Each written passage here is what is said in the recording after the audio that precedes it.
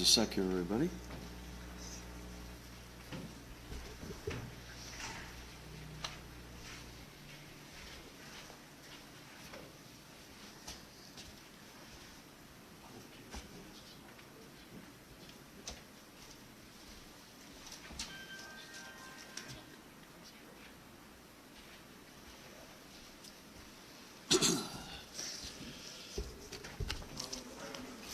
Good afternoon, everyone. Thank you for joining us, and thank you to the team here at the Statewide Traffic Management Center for hosting us yet again. I'm joined by the Commissioner of the Department of Transportation, our host today, Diane Gutierrez-Scacchetti. Diane, thank you. To her right, the President of the Board of Public Utilities, Joe Fiordaliso. Thank you, Mr. President. And to my left, the Superintendent of the State Police, Colonel Pat Callahan. Thank you, Pat. Before I get to the incoming storm, I want to comment briefly on that horrendous chemical plant fire in Passaic. First and foremost, I give our thanks, profuse thanks, to every single firefighter who arrived on the scene to assist in battling the blaze and containing it. This fire could have been a lot worse had it not been contained as it has been.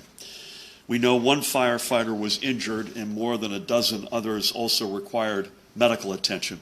And we are grateful that everyone appears to be in good condition. At its peak, by the way, this was an 11 alarm fire.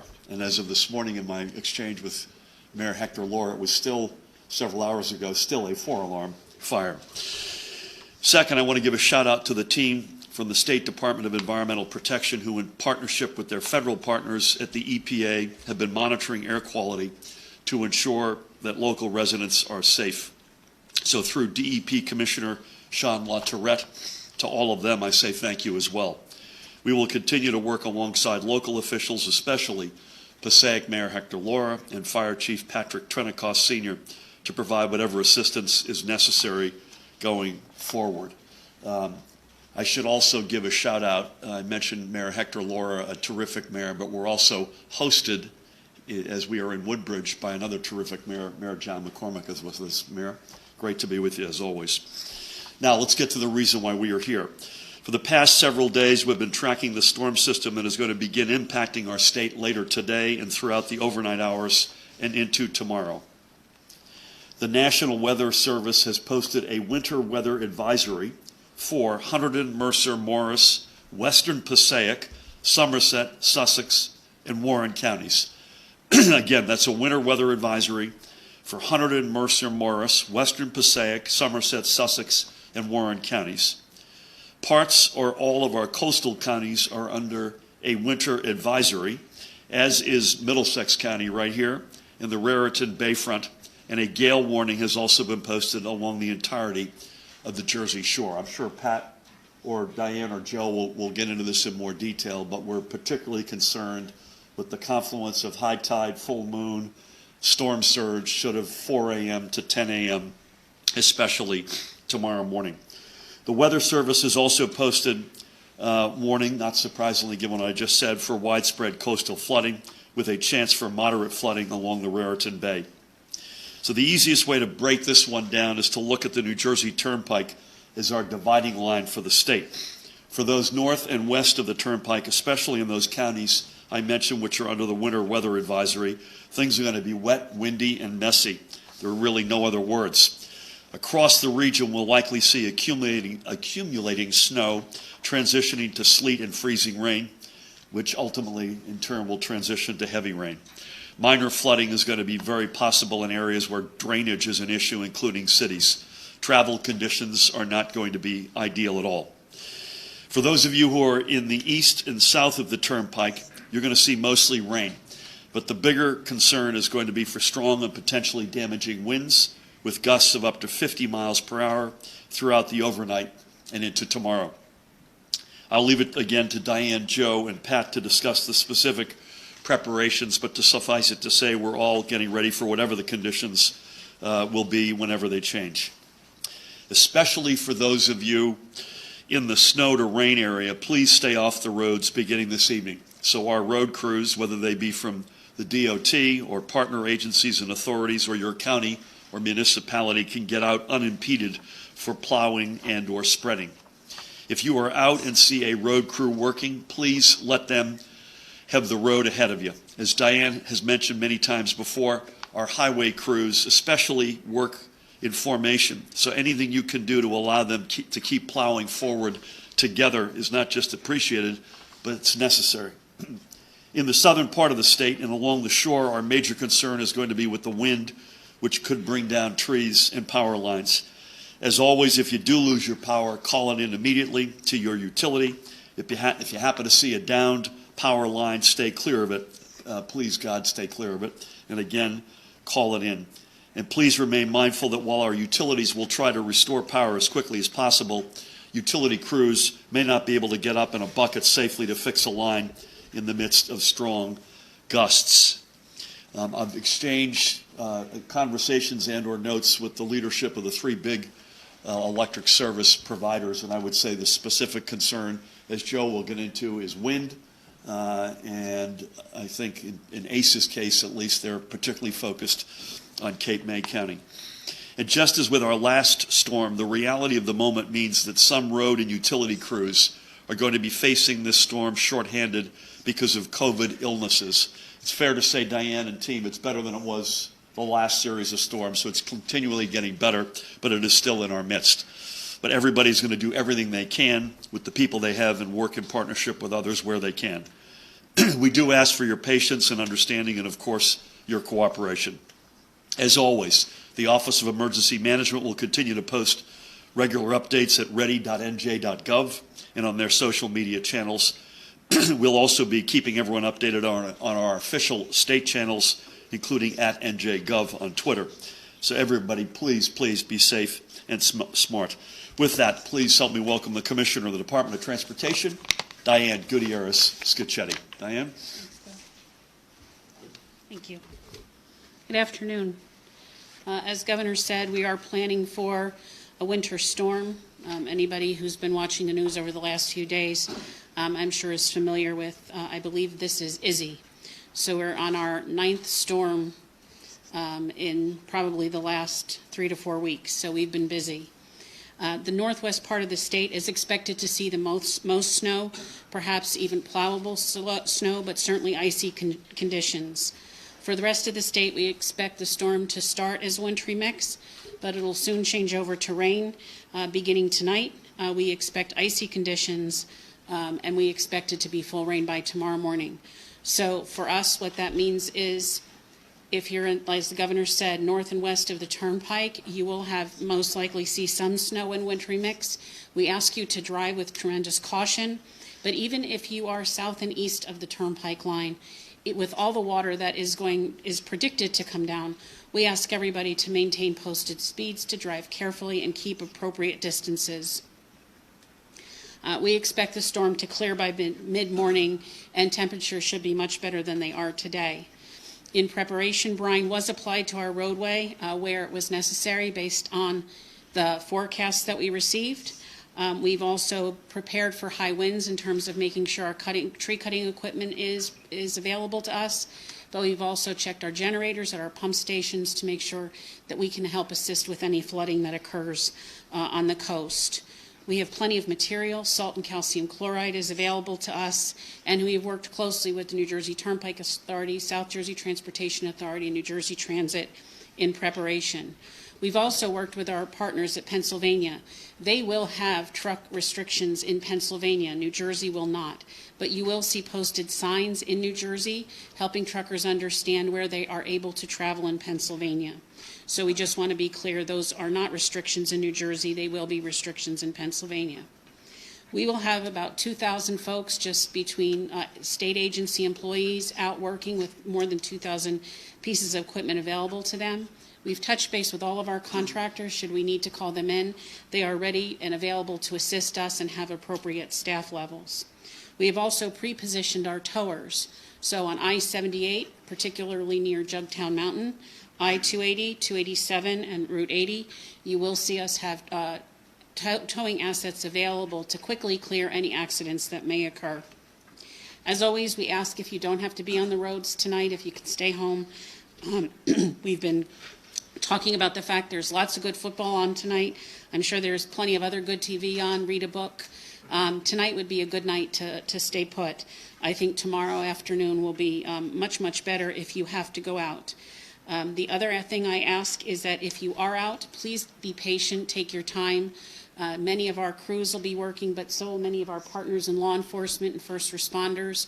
We ask that you remember the move over law. If you see first responders on the shoulder, you are required to move over one lane. And if you cannot safely move over, you are required to slow down, because everyone should go home every night. And it's not just a request, it is the law. So we ask that you abide by that.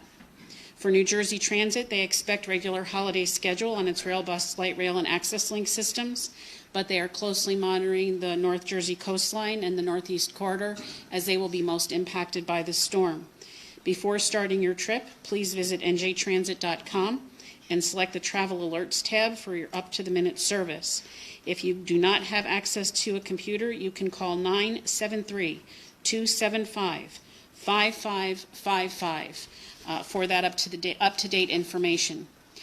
We ask, if you are out, again, please use extreme caution when walking on exposed sidewalks, station platforms, or when boarding trains and buses. Please remember, face coverings are required on all mass transit. And as far as Amtrak is concerned, we know that they have some modifications to their schedule. If you go to amtrak.com, you'll be able to see those as well. And with that, Governor, I'll turn it back to you. Thank you, Diane. As Diane mentioned, there's good football on tonight, unlike last night.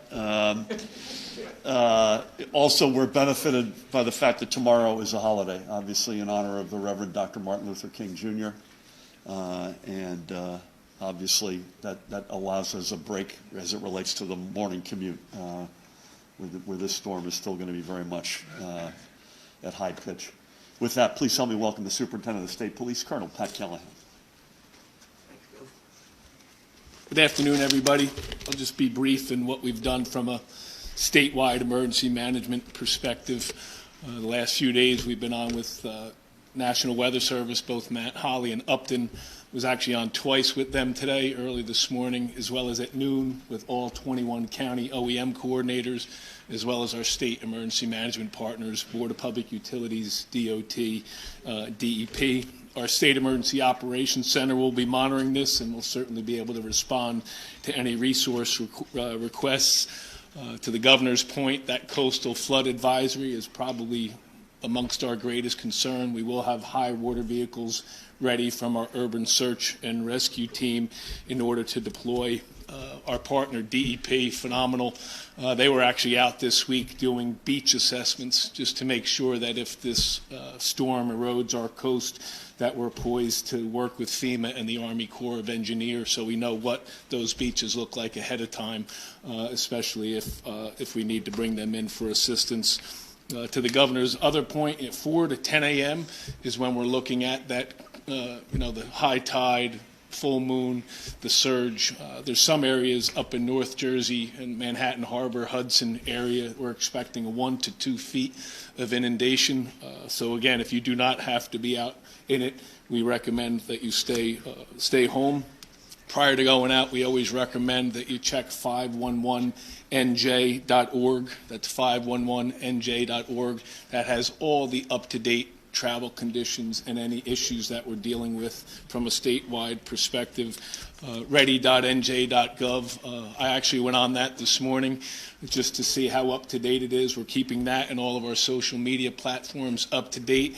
And I say it every time I'm here, but having an emergency kit in your car, it's all there, what you would need, from charger, full tank of gas, blanket, food, water, the flashlight, the things that you could certainly need should you happen to be stuck out there for a little bit. So we ask, again, if you don't have to be out, stay home, watch the Steelers and the Chiefs later on, and stay safe. Thanks, Gov. Thank you, Pat. I mentioned I was back and forth with the leadership of the three big public electric utilities. Joe Fiordaliso and his team have been obviously on with them morning, noon, and night. With that, please help me welcome the President of the Board of Public Utilities, President Joe Fiordaliso. Joe? Thank you, Governor. Thank you, Governor. Is that my favorite mayor over there? Hello, Mayor. Good. Thank you very much, and I think one of the biggest problems we're going to have as far as this particular storm is concerned is the wind. As the forecast has evolved, it seems like the majority of the state, from what I saw, is going to eventually get rain. But the wind is going to be a problem. And as you know, if that wind exceeds 40 miles per hour, we can't expect, nor do we want, any utility worker to go up in a bucket truck. It's dangerous. We could put their lives at risk, and certainly we don't want to do that. So please be patient. As the governor mentioned, if your power does go out, call your utility. Make sure they are aware of it. Don't assume that they know it, because most likely they don't. So call them, let them know that. And the other thing, if there are power outages and lines are down, please stay away from those lines. You have to assume that those lines are hot, which means that they can literally kill you. And certainly we don't want anything like that to happen. So if you see a down wire, stay away from it. Call the utility, let them know about that down wire. And I'll just reiterate what my colleagues have said. Stay home, watch the Chiefs beat the Steelers, and we can all have a nice evening, and thank goodness tomorrow is a holiday, and we can get this all cleaned up, hopefully, by the end of the day. Stay safe, please. Thank you, Governor. Thank you, Joe. I'm on the other side of that in terms of the Steelers, but we'll see how that turns out tonight. Good words of wisdom. Anybody have any questions here?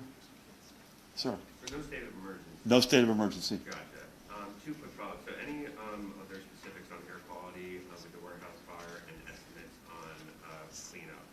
Anything further on that? Nothing further beyond what I said, but we can follow up. Where are you, Mike? You can follow up, and if we have anything on that, we'll come back to you. Can I ask one more? Sure. Cases are dropping. I wanted to see if there was any, hopeful signs that the state. Yeah, I'm glad you asked that question, because I was going to mention that up front. Hospitalizations are down again today. Cases are down. Positivity rate, Paramount, is down to low 20s. That was up at 40% not that many days ago.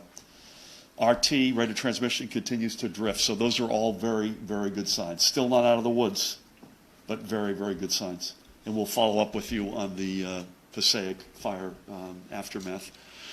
And this is, I'll leave everybody with the thought triggered by your question about state of emergency. So no state of emergency. Obviously, we have to reserve the right, if we think we need it, to put one in place, but we do not believe that we need it. This storm, and my colleagues can correct me if they see this differently, will not go in the record books for accumulation of snow. God willing, it won't go in the record books for other reasons. But it is a pretty lethal mix of a lot of stuff, depending on where you are, that'll look like snow, freezing rain, sleet, heavy rains, potentially high tides, high winds up and down the state. In the north and northwest, you'll get some accumulation. There's no question about it. But that mix all coming together over a fairly intense, 6 o'clock tonight till 10 o'clock tomorrow morning is a pretty compact number of hours for all this thing to pass through. So that combination, risk of power outage, risk of coastal flooding, maybe even some inland flooding, the combination of all that is why we're here today. Not that any one piece of it looks like it's going to be one for the record books, but the combination adds up to a real messy sort of 14 to 16 hours. With that, stay safe, everybody. Ready.nj.gov is the best place to go. Thank you all. See you, Mike. Stay safe.